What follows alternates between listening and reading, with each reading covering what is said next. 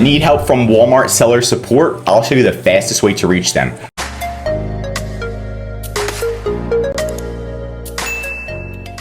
So all you're gonna do is log into your account and you're gonna click this button right here, all the way in the top right corner, and then you're going to click Contact Support.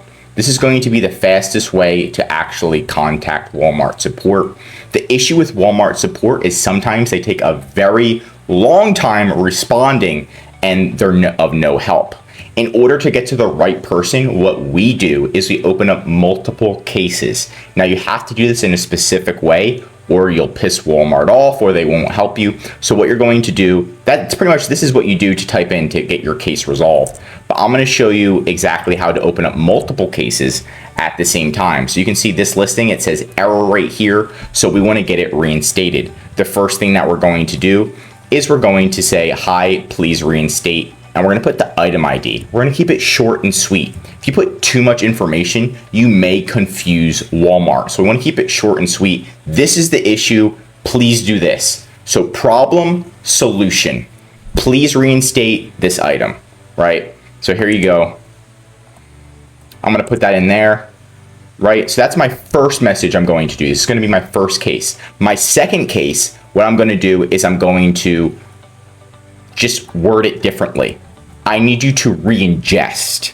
Now, reingest is a keyword that Walmart uses. So I'm just copying Walmart's keywords. And again, I have a second tab open and I'm gonna do the same exact thing, contact support. And now I have this second tab open. I'm gonna open up one more tab. I like to contact Walmart 3 times if the issue's important. If it's not important, you can just contact them once. And I have to reword it. I'm kindly asking for item ID to be republished. So reinstate, reingest, republish, a little bit different. I worded them different. I started them a little bit different. This way they don't connect it and they go to different employees. And usually there's one employee that actually knows what they're doing at Walmart and will fix the issue instantly. Instead of just waiting days, sometimes even weeks to get it reinstated, right? So again, I'm gonna click next. And now it's gonna say analyzing. They give me 3 different options, okay? I'm gonna do the first one. This is gonna be the first option I'm going to do. Now I'm gonna open up the second one. Here's my second tab. Now the first one I'm doing comp. Now I'm gonna do this one. So it's going to go to a different section because if we keep doing the same exact issue, then Walmart's gonna be like, hey, you've got too many cases open. So we're doing a second category. And then number 3, we're gonna do a third category to a different, hopefully to a different Walmart team. We want to try to go to as many Walmart teams as possible.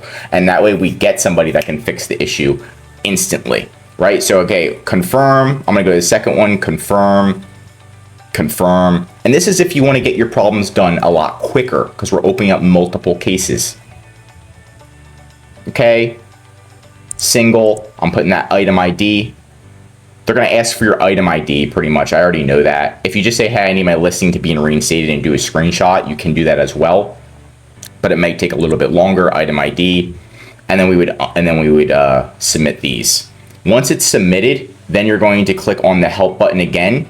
And after 5 minutes, you can see it on your cases and you can follow up and be like, hey, what's going on?